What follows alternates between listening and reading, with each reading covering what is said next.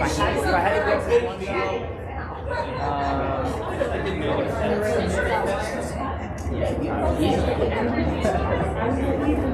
all right, you guys, it is about that time.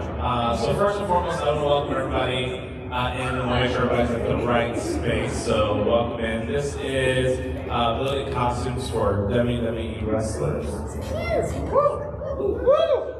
Yep, that's right. Awesome. So I'm excited to have each and every one of you in here. Before we get started, there's a couple quick rules I have to go over, okay? So I build costumes for the entrance gear specifically for wrestlers. So, and I still do it. So please don't ask me anything that may get me fired, okay? That's number one. Please. Number two, I don't know who's going to win at WrestleMania. Please don't ask me. I have no idea. And please don't ask which I like better. All right, so this is, all my panels are pretty much, very much audience response, audience questions, and things like that. So I'll talk a little bit. If you guys have any questions, please feel free to ask. And I'll kind of walk through some of the basics, right? And if you don't know any questions to ask, it's okay. Just make something up, all right? So if you guys have not met me before, my name is Mikal Mosley. I am a costumer, cosplayer, costume designer, and actor. And I build costumes that you may have seen. The New Day's Final Fantasy gear for WrestleMania. We were part of the team that made that. Ourselves and event gear. We built the Ember Moon, which was the NXT women's title. We built that entrance. Cody Rhodes stuff before he got to WWE and AEW. So you saw his Fallout stuff, his Metal Gear Solid, his Zelda, that kind of stuff. We built that. And most recently, amongst the other things, last year if you saw Kenny Omega's Sephiroth gear that he wore to Wrestle Kingdom. We built his entrance on that, and we did the hidden blade for Ospreay, and then this past Wrestle Kingdom, the giant torque machine gun that Dave Finley brought out. We built that. So we built some cool entrance stuff for the more specialized events and things like that. Also, I do happen to cosplay a lot, and you guys may have seen our cosplays with, if you've seen Xavier Woods cosplay, 9 times out of 10 we build that, or we're in the picture with him. And Woods is my legit best friend in all the entire world, so if you ask me who my favorite wrestler is, it will always and forever be Xavier Woods. So that's my open spiel. The number one thing that most people want to know when it comes to building wrestling gear, wrestling costumes, is how much of it is my idea versus how much of it is their idea. And 1,000% of it is their idea. They come up with what they want, they kind of tell us what they want to do. And our job is to translate what they're wanting into reality. And what I mean by that is sometimes a wrestler, let's say, we've never built for Sheamus, but this is just as an example. When Sheamus used to come out, it was the blinding white lights that was on Sheamus, right? You guys all know what I'm talking about? Oh, yeah. I assume everyone here is a wrestling fan in some way, shape, or form. Right. So if Sheamus says to us, hey, we want you to build an outfit, which Sheamus never has. We love Sheamus, and if you ever want anything, you can find us. But Sheamus is like, hey, I want you to build us an outfit. It probably would not behoove us to put 1,000 rhinestones on it, right? Or, because his lights are so bright, it probably wouldn't behoove us to put LEDs on it, right? Because his lights are already hitting.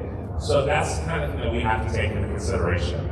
One of my favorite cosplays we've ever built was for Zelina Vega, and it was her Naruto armor. You guys got a chance to see that, with the millions and millions of rhinestones on it. So that one was a hard one because she wanted to have the Naruto armor, but we also took into consideration her lights, so we actually had to mix not just red rhinestones in, but strategically placing orange rhinestones as well, and a couple of the AMV rhinestones, just so when the lights hit it, it gave it a different kind of sparkle, a different kind of shine. So that's the kind of thing we have to take into consideration. So they tell us what they want, and then we make it realistic. So that makes sense. The other question that we oftentimes are asked is, how much does WWE get to decide what they're wearing versus how much the wrestlers get to decide what they're wearing? And my answer to that is, I don't know. I just make what they tell me, and I get the money for it. So, no. Depending on the situation. So sometimes there are very specific things that have to be done. A great example is the Final Fantasy gear.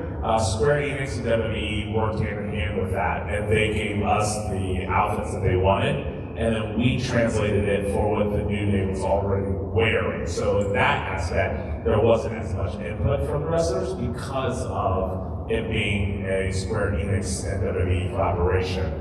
So they literally gave us the printout of what they wanted, and we just translated it to the fabric.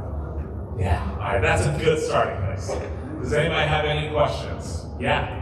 I'm trying to figure out how I should say this, but what is the most complicated outfit you had to make for a wrestler? Ooh, complicated. Okay, so if you type in Google, we did this prototype for Becky Lynch. Type in Becky Lynch wings. Before she was Becky Lynch the Man, and she was just really breaking into she's still doing the steampunk gimmick.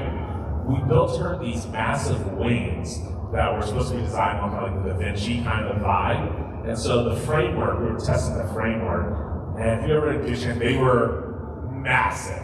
And the whole idea was she was going to come out, she was going to hit the gimmick when the smoke went up, the wings were going to pop open, and then it got mixed. But that was incredibly complicated because it took us about 4 months of working on just the physics of the wings, right? Before we even got into the making it pretty. So yeah, definitely most complicated. Yeah. I just had a question. So, on average, how long would you say it would take you to complete like a project for whether entrance gears? I guess just that way you figure out how much you guys are charging for whatnot. How long would it take, or how long do they make it take? That's a different question. So, depending on the season, so WrestleMania, typically we know well in advance that if we're going to do something for Mania, typically they hit us up, 2 months or so, 3 months or so in advance for it. I would be lying if I didn't say, and I will tell you a very specific example. There was a time where NetherRealm, which I love NetherRealm, they're amazing, this is not a complaint. Thank you, NetherRealm, we love working with you. There's a time where NetherRealm was doing the release for Mortal Kombat 11. I believe. And we had a phone call on Friday, but there was a chance they may want us to make something for the NetherRealm release. The only problem was the release was the following Friday. No. They confirmed it with us on Monday. We rushed, ordered the fabric Monday, got the fabric Wednesday, made 2 costumes on Wednesday. I put them in my suitcase on Thursday, and we flew and delivered them on Friday. Wow. So, that was fun. That was fun. No, it was cool. I had a good time. I got to go out there and be there for a premiere. Also, there's some wrestlers that I really thoroughly enjoy working with, and I have to say, Kofi is one of the coolest people to work with because it's so chill. And when we were doing his Shang Tsung stuff, I was like, oh man, I'd love to make it with like the skull smoke. He's like, dope, let's do it. And so most of my time as we were building the costume was taking apart e-cigs to figure out how to make smoke come out of the eyes. So, but yeah, that's the fastest that we've ever done a turnaround. The longest we've ever had is about 4 months, 4 or 5 months.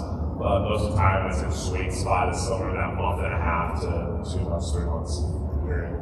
Great question, yeah. Do you ever make a costume for Seth Rollins? I have not, and I would love to make a costume for Seth Rollins. But in the wrestling costume community, right? Because there's gear makers, and you have people like Sarad, Sandra, who's amazing, Terry, who's amazing. These two are Robert and gear. They are amazing. So they make a lot of their in-ring gear. They typically will call us when they want to do something over the top or something extravagant. Not that the other people don't do or can't do, they very well could. It's just they want to add that more cosplay, nerdy kind of thing into some of the costumes they'll call us. But if Seth would ever call me and say, hey, I wanted you to make something for me, it was 1,000%. I wanted to make this White Walker gear that he did a few years ago. Seth his costumes are fantastic. Now, if I made for him, I would love to. And if I could redo any wrestler in history's costume, they said, hey, one wrestler said, remake my costume. 10 out of 10, every single time would be the Undertaker. So if I can make Taker stuff, that'd be cool. I've never have, but if I could, I would do that in a heartbeat. Love it. Yeah.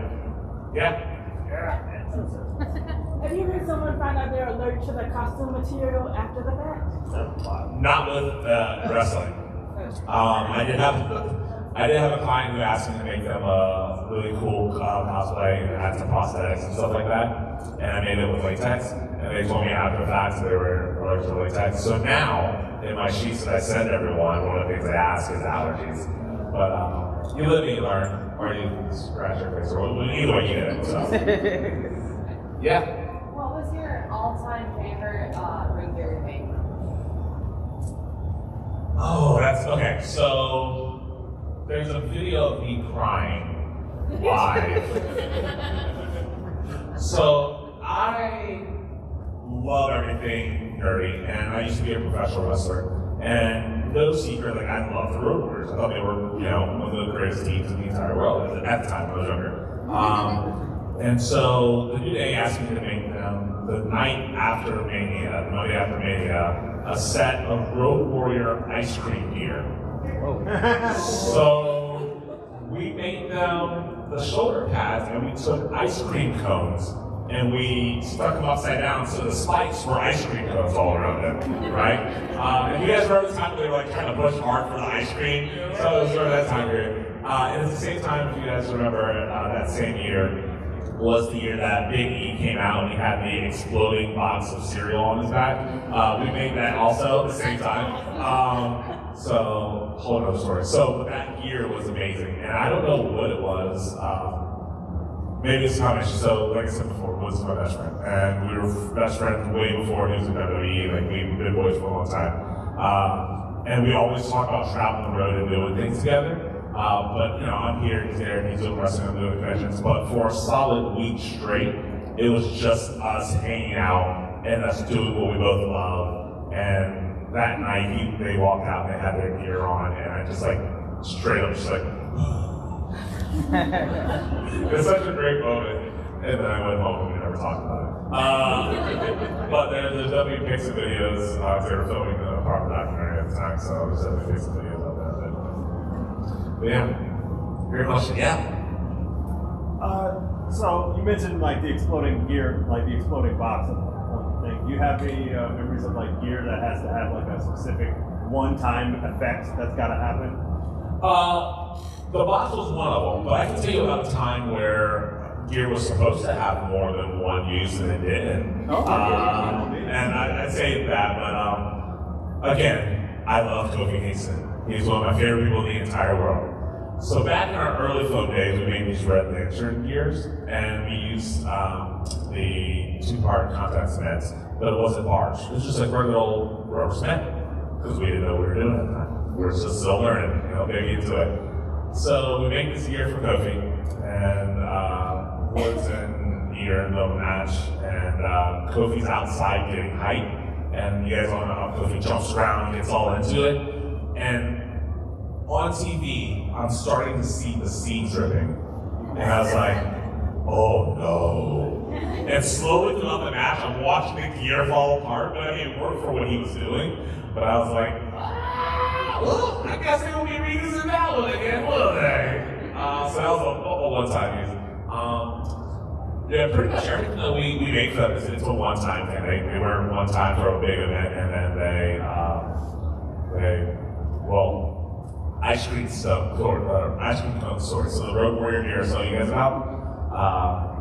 So Woods has like a bunch of this stuff. But most wrestlers do like things that they've had from before. And I got a random phone call one day. He goes, "Hey man, do you want the ice cream shoulders back?" I was like, "No, I'm okay. You keep it." A couple months later, he calls me and goes, "Hey man, I think the cones are molding." I was like, "What do you mean?" I was like, "Oh, because it was real ice cream cones." So, it was like years later. So I was like, "Oh yeah."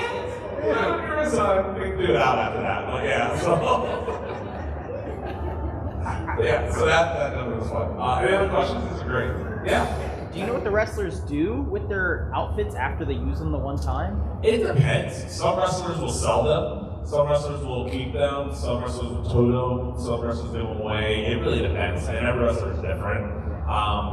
Me personally, all my wrestling gear that I've never had, I still have all my wrestling gear. And I was going to throw it away until my daughter started showing interest in wrestling. And then I went, you know what, I'm going to keep it around. Because maybe one day she'll want to like rip some pieces apart and make her own gear or something. But it really depends. You know? Every wrestler's a little different. Thank you. Yeah, no worries. Yeah. They mentioned network basically for sets, or you always wish to make the Taker. Is there any else like any promotion that you were like that's what does like one of your dreams for? You'll never make something for that? Yeah, let's see. If I could make, here's an obscure one that I would have loved to have done. And I'll give you two. I would have loved to have been able to make Papa Shango's gear. Right? Especially knowing what I know now, I would have found a way to make this scroll and everything just smoke, just this whole, But the other one that is really crazy, I would have loved to have made Too Cold Scorpio's gear. Because I feel like Too Cold Scorpio is one of those characters, I heard the name, but I don't know what it is. Flash Funk, a long time ago. I would love to make this gear too. That would be really cool. Yeah. Yeah. Boogeyman is awesome. But there's very few times where I look at someone and go, their gear is perfect. I don't know what I could have done. Boogeyman's gear is, chef's kiss. Everything about it, the looks. The same way I felt about the entire Wyatt family. The way they figured out how to take something as simple as jeans and a tank top, and they made this thing such a staple. And also, like Strowman's pants, they look just like regular pants, but if you get up close, so the camera gets in close, and you see how intricate some of the designs and stuff are on, and the stitch work. It's phenomenal. The feet would have been a lot of fun to create. Mankind, you guys kind of get the image. I would like to make like the darker, scarier characters. Those would have been fun. Yeah, that would have been great. Yeah. When you're designing things, how do you like balance practicality versus like functionality versus like the design that we're talking about? It depends on the event, right? So if it's WrestleMania, practicality's out the window. we're trying to make it as flashy as possible, right? But if it's something where they're going to be using it multiple times, or something that like if I'm building for myself for my wrestling gear, that's where I start going into the different types of materials. Where I will use something like a pleather versus a leather, where I use something more like a lycra that I can, do multiple times. But that also dictates the stitching as well. So if I'm using something that's got stretched multiple times, roll stretch in general, I'm gonna run a zigzag stitch on it versus a straight stitch on something where I don't need it to stretch at all, and things of that nature. So it really depends on what they're using for, how much time, how difficult of a time they are. But yeah, great question. What else? Yeah. Well then, on the opposite side of the spectrum of that, what's probably the most long-lasting piece of gear you've made? Okay, so there was a brief period where I was in England, and a convention was coming up that I was wrestling at, and I couldn't get anything from the States to get to me in time to try it. So I started building my own gear, and I built this set of Yellow Lantern gear. It's crappy, like I said. it's really cool. So the people who helped me work on it, they were really nice, they were really amazing. And so when I retire, I want to retire in my yellow lantern gear underneath my original boxing trunks that I wore as a wrestler. That's my goal. So they're still, they fit today, you know, I did, they fit today. So that's probably the walk. That's more than 20 years ago. Wow. Yeah. Yeah. As an artist, who are you inspired by? So many people, actually, the question was as an artist, who am I inspired by? So many people, and I think one of the fallacies that we think is, as artists, is that it's only from our genre or our styles of costuming that we can find those inspirations. I really, well, not talking about the message, I'm just talking about the colors, everyone. Don't catch me outside how that. After watching the Super Bowl halftime show, just the unique ways they put the colors together there, I was really inspired by that to put something into a costume. I really, my roommate, who's one of the most brilliant artists in the entire world, oftentimes I'm inspired by the things that they throw away because they don't deem them worthy. And I'm like, that's amazing. What are you talking about? And I pulled elements from pieces that she's thrown away for cosplay. Denzel Washington, a lot of times, especially when I'm looking at a lot of the costumes that I was wearing at the time, he has a movie called Antoine Fisher, and there's just one scene where he's in a house and he's talking, and for some reason, just the entire style of the costume, I was like, oh, that's brilliant. I pulled that to one of my wrestling gears. So really find inspiration from all over the place. And it could be a fit, it could be the colors, it could be the style. Right now, I'm obsessed with bell bottoms for obvious reasons. So, yeah, it really depends. There's definitely inspiration all over. It's a great question. Yeah. How did you get into working for WWE and other, like, how did you get into making costumes? Well, once upon a time, how many of you guys ever watched TNA? Yeah. How many of you guys remember the Pope D'Angelo Dinero? How many of you guys remember the Pope's congregation, the 8 guys that were with him? Yeah, okay, a few of you guys remember. I was in the Pope's congregation. If you remember when the guy takes off his glasses and awkwardly looks at the ring because he has a unibrow, yeah, that was me. Okay, so, mind your business, don't worry about it. So I started off as a wrestler, and then I was at a convention, and again, I was singing the praises to people, and I believe you give people their flowers every day. So I was at a convention, DragCon, and Woods was like, hey, do you think we can make these costumes? And I was like, yeah, of course we can, because I have a degree in theater. And I did minor sewing, but nothing crazy. So he's like, cool, let's next year for DragCon make these costumes. So I did. And then the next year he's like, oh, can you make this? And I was like, dude, I'd love to be able to make that. I was like, but the sewing machine I have is just, you know what I mean? Like, it's a little more than what I need, and stuff like that. And he's like, oh, okay, cool, totally understand.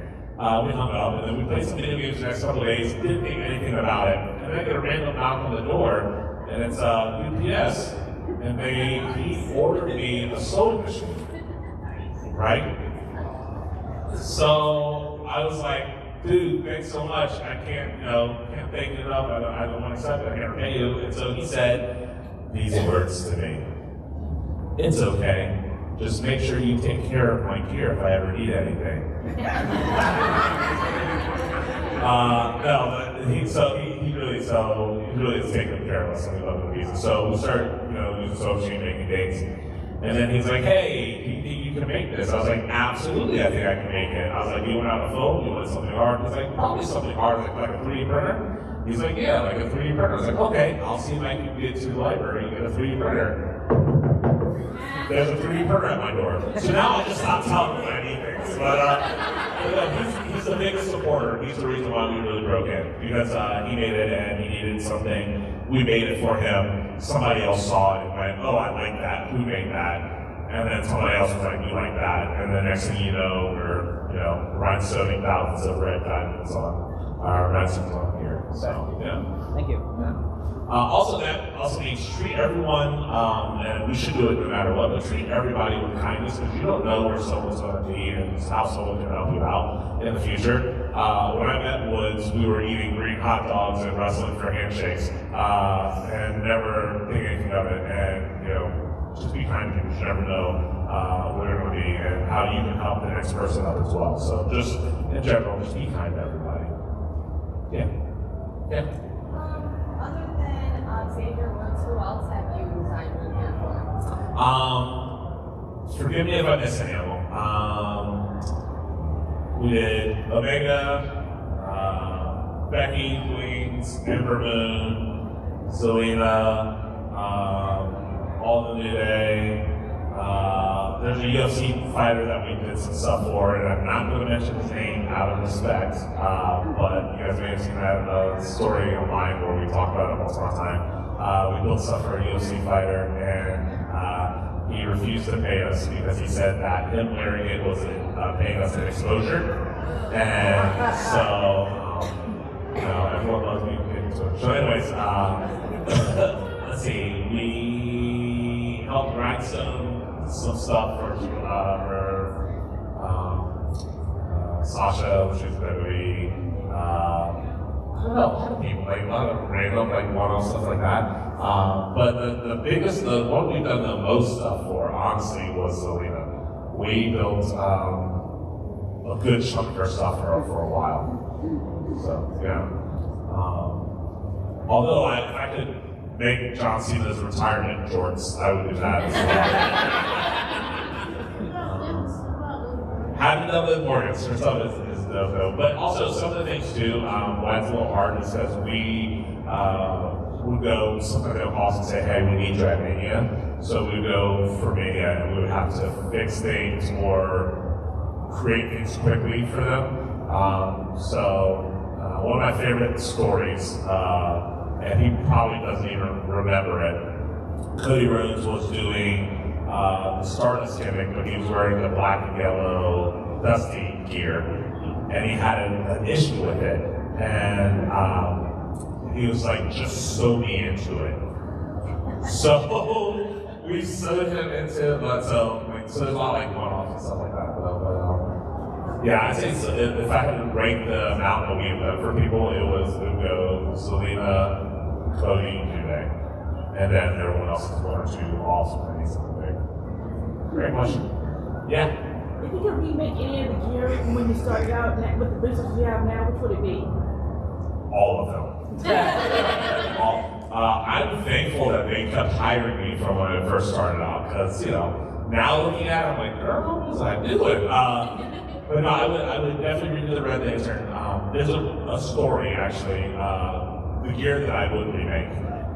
There was one time where I was asked to make some stuff for WrestleMania, and it was when they were in New Orleans, and they gave me very, strict instructions of this is what they wanted, and I saw what they wanted, and I went, that's not what they really want, and I went rogue, and I changed things, and I sent it over to them, thinking they were going to love it. They hated it because it wasn't what they asked for. And they were still so nice, still paid me, still used me in the future, but they had the gear remade. And at that moment, I went, I get it. That's where the cosplay and the business finally connected to each other. So if I go back in time, I would remake that, but I would not change the experience. Because of that experience, I am where I'm at now, and I understand things differently. But if they said, hey, we're going to be in New Orleans next year, I would say, let me make this one for you for free. Let me give you what you wanted the first time. So, yeah. I guess it's like a two-parter. Have you had any experiences making lucha masks and second question? Move through the pie of Kevin Owens. Sam. And the second part, move through the pie of Kevin Owens. I don't know that part. Yes, I've had the opportunity to make masks, and they are not as fun as anyone thinks they are. They're first of all, let's say Dorado makes a lot of his own stuff, And I look at it, I'm like, this is amazing, because when I tried making lucha masks, which, after about the 5th or 6th attempt, it was, great. You ever put on something and it's so crooked that like one eye hole is on your eyebrow and the other one's resting on your cheek? You know what I mean? So, big props, shout out to all the luchas. And especially when I see like Rey Mysterio and I see how many masks he has, I'm like, wow. Because I know how hard it is to make them. So big shout out to those guys. Yeah. That, like with the cosplay and the business kind of connecting, what was it like turning your passion for cosplay into a business? So what was it like turning my passion for cosplay into a business? I never intended on doing cosplay. I never intended on building costumes. In my head, since I was a kid, I was going to be one of two things. I was either going to be the leader of the X-Men, or I was going to be a professional wrestler. And I geared my entire life towards professional wrestling, And then there was a point where I had to be honest with myself, and the problem wasn't the wrestling or the business, it was me, right? And it got to a certain point where I didn't want to go to the gym anymore. I didn't want to eat clean anymore. I just didn't want to do it. And then I realized at that time, the thing that separated me from the WWE superstars is that they really wanted it, where I only kind of wanted it, right? And it's a hard conversation to have with yourself, where you have to sit back and be honest with yourself. So then I was like, okay, what's next? So someone asked me if I do the convention scene, and I was like, yeah, I'll jump on and do a couple conventions. And then I started talking to people at the cons, and I went, I really like this. Like, I like being able to talk to people and inspire the next generation and help people who look like me that don't have representation. Like, I want to be that person. And so I started doing that, and then I went, you know what I really want to do? I want to do voiceover work. And then, oh, you know what, this cosplay thing, and then just from there, just one thing led to another, and now I have all these, that's what I'm doing now. I really enjoy it. Although my ultimate dream is to host my own game show one day. So, just, I don't care what it is. It could be, is this a squirrel? I don't care. I want to host my own game show one day. And then also, if you guys are ever in the Myrtle Beach area, this is also something we have that kind of popped up. Right after COVID, so during COVID, right after, when properties started becoming like a little cheaper, we just had the wild urge, and we opened up 2 dinner shows. So when I'm not cosplaying on the road, I own 2 dinner shows. One's a Wild West table, one's a Mafia thing. So now it's like combining all the loves out there. So I say all that saying, where you are today, what you want to do today may not be where you end up tomorrow. And if you don't get to do the thing that you initially thought you would, it does not make you a failure. We've got to be ready to pivot, right? Because the only thing that is certain in this world is death, taxes, and change, right? And you've got to be okay with all of them. So, next question. Yeah. So I'm more interested in the construction end. Yeah. What are the typical materials that you're working with, and any like specialty machines that you're using? Yeah, so that's a great question. Until recently, everything I use, every machine that I used was a brother machine that you can get from Walmart. It was nothing special. There was no industrial machines. It was, actually I tell you, it was the Project Runway brother machine. If you guys know that. So you know if I put a burger features on there? Yeah, okay, good. 3 speeds, no big deal. So recently that's what I use. Now I have an embroidery machine and then 3D printers. 3D printing has become like my weird hobby, so I have a couple of those. But before that, it was just a sewing machine and straight edge, and that's what I would use. So it really doesn't, anyone can do it. So just do it. That's really what it comes down to, is shadow love. Okay. Great question. Anybody else, any other questions? This is great. Yeah. from a wrestler standpoint, or more as a fan wrestling, is there anybody that you see as like really an unsung hero in the industry? That's a great question. So the question was, as a wrestler and someone who's been in the industry, is there anyone that I see as an unsung hero? There's a couple of people that I would like to say, but I think unanimously the nicest person I've ever met, who has been nothing but kind, and at every one of my tryouts was nothing but sweet, and unanimously I think people would say this, R-Truth is amazing. He is a treasure. He's like the Betty White of professional wrestling. Remember how like you can talk about anybody you want to, but you don't talk about Dolly and Betty, you don't talk about R-Truth either. Like, and super fantastic, phenomenal person. So sweet of a person. Yeah, I would say that would be my number one. But there's a lot of really nice people. And not to Triple H is an incredibly amazing person as well. And I don't think sometimes he gets the credit that he deserves. I had a bad experience one time, and when I got home, there was a personalized gift there from WWE, specifically, I guess someone had told Mr.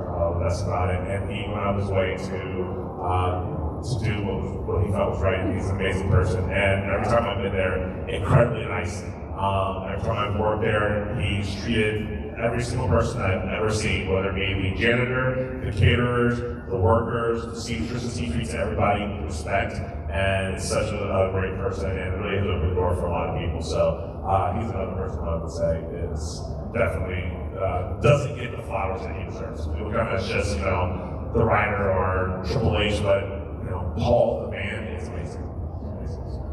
Yeah.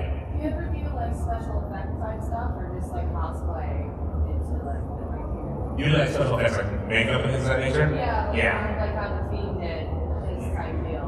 Yeah. So for in my cosplay life, I did absolutely.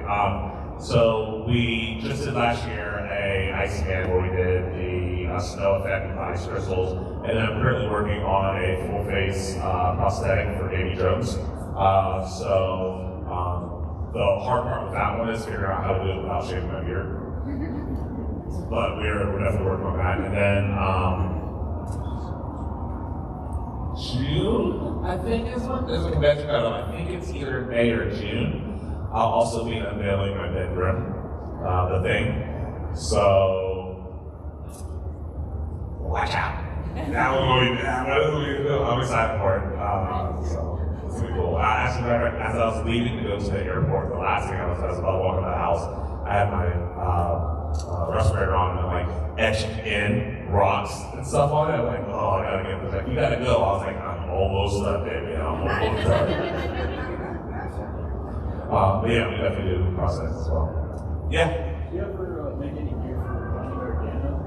No, so Johnny Gargano stuff is made by Main Event Gear, which is Robert. And Robert and I, the whole connection is Robert used to wrestle at NWA Anarchy, where I used to wrestle, where Woods used to wrestle, where AJ Styles came from, that also had Homicide wrestling at one point. So there's like this little thing in Georgia, Cornelia, Georgia, in an old church that had been renovated into a wrestling ring. And so we all came from that area. So Robert, same as myself, went, hey, I need to make gear for myself because buying gear was too expensive. And then from there, he turned it into a company. And now Main Event Gear, in my opinion, without putting myself out of work, I think Main Event Gear is the best gear makers outside of the industry, the WWE, that exists. They're just phenomenal, and they're amazing people. Robert's such a nice guy too. So, yeah. Did you help with Zelina Vega's Street Fighter 6 gear? I sure did. Yeah. Yeah. That was cool. That was a fun one. Yeah. I feel like every time I see Selena Vega, she's cosplaying. Is she like your most consistent client then? So she was. So I slowed down when I opened up the restaurant. I slowed down on a lot of things. But she's still, she could call me today and say, "Hey, I need you to make me something," and I, we jump on it. So yeah. She's also someone that's not just putting on a costume because nerds are cool. Like she's a nerd like one of us. No, she's legit. She's cool. Yeah. She can go anime with anybody in the room. She's tough. So. Right this timeline, what is I want to say your fantasy cosplay wrestling? My fantasy cosplay wrestling do-over? Duo? Oh. Ooh. Okay. If I could do any wrestling fantasy cosplay duo. Okay, this is gonna sound really cheesy, and I don't care. I know I talk about her a lot. My daughter, I had this feeling in my stomach she's gonna be a wrestler. Like I had this feeling, and if she does, I 1000% want to come out as the professor, and I want her to be Buttercup, and I want her to lay a powerbomb whooping on somebody, and I just want to be there with my little vial of Chemical X sipping in my business and watching her rip somebody apart. That would be amazing. Yeah. Any other questions? Yeah. Would you mind telling us a little bit about your wrestling career? Yeah, I don't know at all. So I was in college, and my freshman year of college, I was a biology major. Because, the guy who doesn't like math or science decided to be a biology major. But I was like, you know what? I'll be an anesthesiologist. Why? Because I'm not really going to school, so I want to be a professional wrestler. So freshman year, I was a biology major. And then the theater teacher came up to me and was like, heard me talking outside, like, "Hey, you're kind of funny. You should switch to theater." And I was like, "Sure, I'm going to be a wrestler, so I don't care what I get a degree in." So I switched to theater, and I was like, I guess I'm here, I might as well do some acting. And one of the teachers that was there, so nice, was like, "So what do you want to be? You want to be in stage, movies?" And I was like, "I want to put on my underwear and play fight with my friends." Yeah, that's the expression I had also. And they're like, "Okay, cool, so you have to cut promos and things like that." And so during my time there, when everyone else had to recite monologues, they would specifically have me recite wrestlers' promos to help get me where I wanted to be, right? So and still to this day, one of my favorite people in the entire world. So then I'm about to graduate, and my dad says to me, he goes, "I'll support your dream of wrestling if you graduate." So the day before I graduated was my first wrestling match. And it was awesome, except for the fact that at the time I thought it'd be cool to cut notches into my eyebrows. So I was like, I'll be that wrestler that looks different. And I got my graduation pictures back, and I looked so then I started wrestling for, on the indie scene, and then I made my way to NWA Anarchy and worked with Bill Barons. And then the Pope was doing the congregation, they were doing that whole gimmick, and Bill, who was an amazing person, pitched my name out there, and so I got to do the Pope spot, which was cool. Then just kept bouncing around wrestling. I was chasing the dream. Did a couple trials with WWE, went really, really well. Then my daughter was born, and I hung up with it. And now I just do it like the one-offs. I always told myself, until I had a kid, I was going to give it a solid go, but I didn't feel like, for me, I didn't want to be able to road, that's my own personal, so. And at that point I was like, you know what? Everybody else wants to do this for real. I kind of like it. I like the taste of nachos more than I like the feel of tights, and so that was my exit out. But I still wrestle like 2 or 3 times a year. Like I just did a wrestling match in Orlando, Florida for a convention. It was a lot of fun. So I was their MC for one thing, a guest for another, and then at night I was this chicken crab mean heel. And I was like, I'm sure I'll sell autographs this way tomorrow. Everyone will love it. So, but we did a hardcore match. And in the hardcore match, they're like, oh, bring any weapon you want to. Right? So they're bringing chairs and stuff like that. Do you know what Mikal Mosley brought? A bag of lemons. Why? Because they were bleeding. And I bit off a lemon and started squeezing them. What's worse than that? Think about that. What's the most chicken crab thing you can do? Heal, right? So, no big deal. That's awesome. Any other questions? This is fun. Anybody have any questions? I like this. Yeah. Does WWE run race gear for? No, I don't already here for AEW wrestlers, Ring of Honor, TNA, New Japan, and yeah, a lot of fun. And it doesn't hurt that half the time it's one person bouncing around 12 companies. But I've also refused, and we've, my biggest piece of advice to anybody who's in the business for making gear, or really just for yourself in general, don't ever let anyone disrespect you or devalue your work. And we've told a lot of people no because of the way they've spoken to someone in the industry or spoken to someone around our team. I remember we were at an event and a pretty big wrestler at the time came up to someone in our group and was talking about the costume portion. And then when I walked up, completely shunned her and started talking to me as if she no longer existed. And every time she tried to butt in, he would like just not pay attention. And at one point, turns back towards her and talks to me. And then after that, when somebody walked away, she said, "We're not doing this gear." I said, "We're not doing this gear." And that was it. You know, so know your worth, know your value, not necessarily as seamstresses, but as people, and remind yourself that no one should ever disrespect you. And if you are friends with someone, no one should ever disrespect them while you're around. And if you let it stand that you're being subject to those traits, and that's people who should be that. We should love each other. Love everybody. All right, so we have 15 minutes, y'all. We're good to go. What else you guys got? Yeah. You mentioned New Japan, like Kenny and Will and Finley. Did you do any Japanese wrestlers? No. Okay. No. But there's a good reason why. We were going to one time, and the language barrier was so rough going back and forth.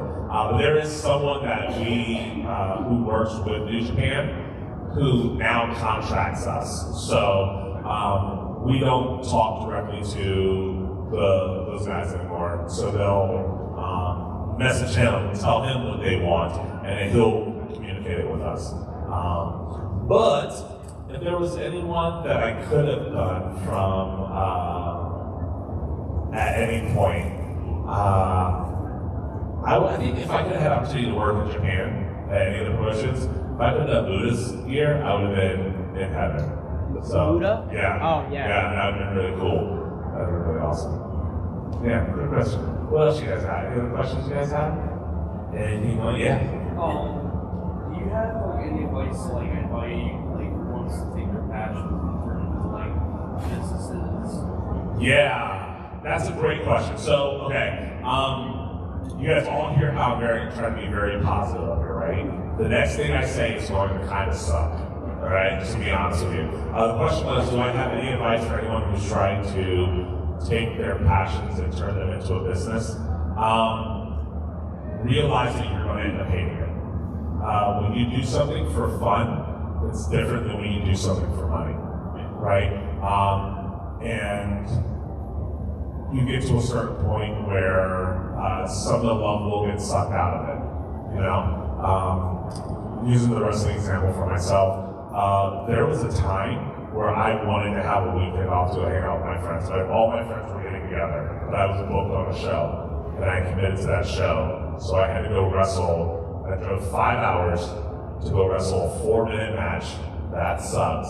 And the guy didn't even pay us. We literally got a Mountain Dew and a hot dog. and I had to drive back, and when I got home, I listened to how much fun my friends had, and I was like, this sucks, you know? But also,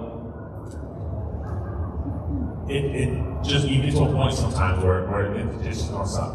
But you gotta remind yourself that you love it. You gotta remind yourself that it's your passion. I mean, there's even times where, as a seamstress or a costumer, I love cosplaying. It is awesome. There are some times where I would rather hear anything else than the sound of a sewing machine. You know? There's some times where I have to force myself to work on things, or even more, work on things I don't want to work on. Some conventions will specifically pay me to portray a character as well at the convention. And most of the time it's a character that I have no connection to.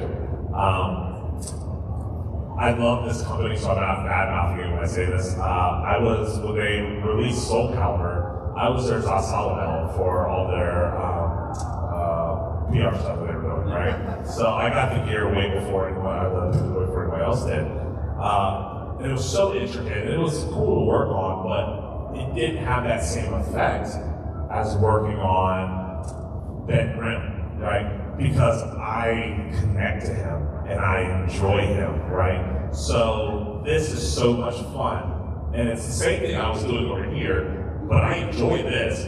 This I feel like I have to do, you know? And it's one of those things where this one I feel like I had to clock in to do, this one I feel like I can't wait to get home to do.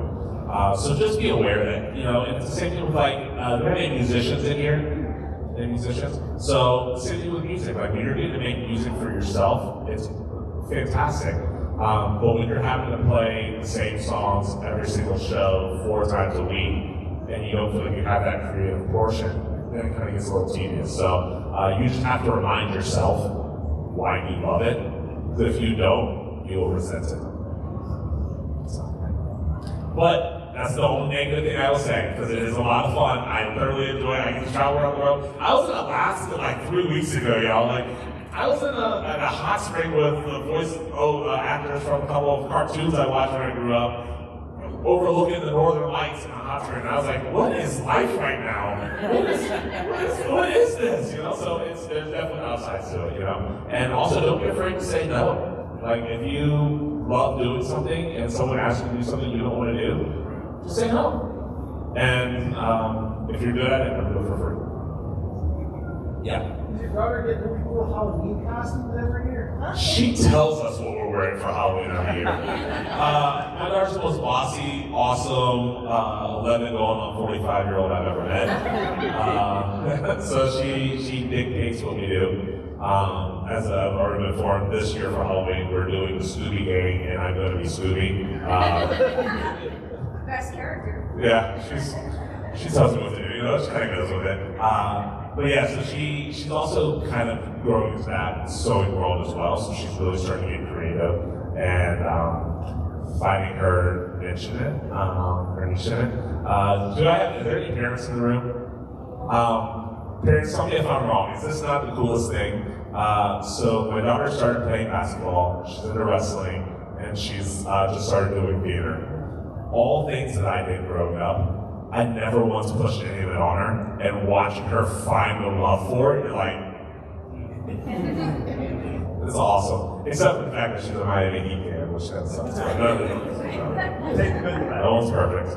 I'm a Boston Celtic fan, I don't care about your feelings on that. The Celtics and the Minnesota Vikings, those are my teams. Anybody else here for them? Forget you guys all. Okay, next questions.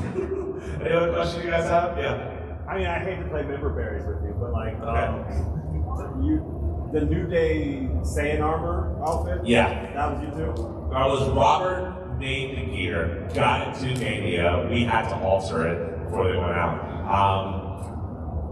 Yeah. Okay. But that Saiyan armor, I really feel like the Saiyan armor kind of busted the door down, because now people are like, oh snap, we can do this other thing with wrestling, and then the floodgates were open. It was like, let's make it happen. Speaking of which, how crazy is wrestling? You guys remember when the New Day came out with a giant box of Booyos? Yeah. Remember that? I think I was saying, It's like, they came out with a giant box in fan armor, right? Like the price at the bottom of the cereal box? Like, what is life right now? Cody Rhodes breaks a throat and then works for the guy that he broke. I mean, it's so weird. It's so weird. In a cool way. Yeah. Yes, it is. So there's a pancake scepter that was supposed to come out with Big E one time. And then for one reason or another, ended up being left backstage. But we made a lot of fake pancake things for them. A lot of fake pancake things. There's also, I'll post it up. Maybe I'll post it. Yeah, why not? It's a long time. There was a WrestleMania idea before Big E stopped wrestling. And I have a picture of it. We made him Inspector Gadget, New Day gear. But unfortunately, he never got a chance to put it on. But I have pictures of it. I might post it up. It's really, really cool. It's pretty wicked.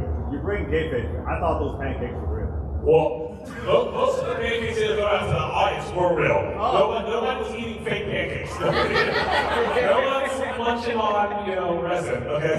But we made like pancake scepters and, pancake shorter things, just, Usually what happens is because especially when it's WrestleMania time, we tune in hard like 2 months beforehand, and we watch the people that we're working with. And so, Selena Kyle Cosplay, who is the artist that Selena Kyle, phenomenal. One of the things really cool about Selena Kyle, if I can give her some flowers real quick, is she has a psoriasis, a skin situation, but she makes all of her cosplays and uses all makeup that's friendly for it. So she's really big in that, pushing how to overcome certain aspects. But she's the greatest artist I've ever met in my entire life. So she was not watching the pancakes. She had no idea about the pancakes. And so we turned on wrestling. I knew because I'm talking to us often. So I turn on wrestling, they come out and then throwing pancakes. And her head literally does this. I went, yes. She says, are you about to tell me I gotta make some damn pancakes? I said, no. We're not chefs, we're cosplayers. It's okay, it's good. She's, and if you watch there's a special about us called New Day, Fantastic Ride, that was on the WWE Network, now it's on Peacock. The other third member of that group there, the young blonde lady, that's Selena Kyle. If you ever get a chance, check out her cosplay. She's so great at what she does, but she just won't push out. That's not her cup of tea. She's like an old school artist. I want to paint something, show 10 people, and throw it away. So she's cool. Yeah. Wait, is Selena Kyle her government name, or is she just a big Catwoman? I can't tell you the answer to that. It's her fake name. So she's obsessed with Catwoman. But specifically like old school burglar Catwoman, not like the new cool one, like which is like perfect. Like was it yeah. So she's also like she's a big Sleep Token fan, and she just missed out on the tickets. So she's been working on this whole Sleep Token cosplay that she was gonna wear to the concert, but she didn't get tickets to long. So oh well. She'll watch them on YouTube. All right. Any other questions? Yeah. This is kayfabe, but how are you feeling about Xavier and Kofi's actions lately? Did I say last name? That's gonna get me fired. Okay, you don't have to. I like what they're doing because Okay. they are right. And as Wood would say, are you gonna tell me I'm wrong? Most decorated tag team, surefire Hall of Famers, and because they're not dancing and clapping, everyone's mad for them doing what they need. Are you going to tell them they're wrong, bro? Boom. All right. See that? See that? See what I did there? Yeah. Any other questions you guys have? Yeah. If you could do like some really like golden age costumes of like WWE, like Ric Flair, what would be dream ones there? There's so many good ones. Coco Beware would be fun. Macho Man would be really fun. Ricky when he was doing like the full-on dragon, you know what I'm talking about? like burned his eyebrows, he would have been great. Chief Wahoo would have been great. Anyone but Tony Atlas. Like I don't know, I feel like his stuff is boring, and like I can just imagine him going, "Hey Mosley, can you make me some American flag? I'm just playing Tony, I love you. Yeah, just stop it. Definitely, I think it probably would be Macho Man. Like there's and it might be when Macho Man went like kind of weird going into WCW when he was in all black and white. And he had the cutoffs that were like one size too small. You know, when I get it, you got muscles, Macho Man. That might be it. Nope, I totally lied to you.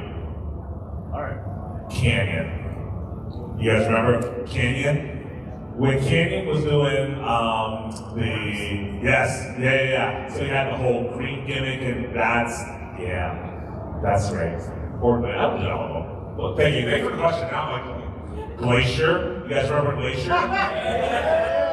Kiwi. Y'all remember Kiwi? Piano playing Kiwi. All of the costumes that I thought was really amazing that people never really, because he was only there for a blip. There was a guy called the Kiss Demon. And he was debuted, you remember that? He was debuted by Kiss playing, live on Nitro. And then this coffin raised up, and a wrestler came out, and he had Gene Simmons' face paint on, but his gear was dope. Maybe I would do the Kiss Demon. That was really cool one too. And if I could do any rock band from that time, all day, every day Queen. All day, every day. I love Freddie Mercury. I think Freddie Mercury is the greatest entertainer to ever live. 100%. I think we have time for no more questions this time. Hey, guys, this was super awesome. Thank you guys. Thank you guys for hanging out with me. Thank you for listening. The most important thing I hope you guys take away from this is, we're in a day where we have forgotten the most important four-letter word, which is love, and we've replaced it with hate. We are divided, and we are more segregated in every different way than we've ever been before. Our neighbors have become our enemies because of things that they believe in and things of that nature. And we gotta stop and relax and remember that we are put on this earth to love each other and to live each other because we only get one chance to go around it.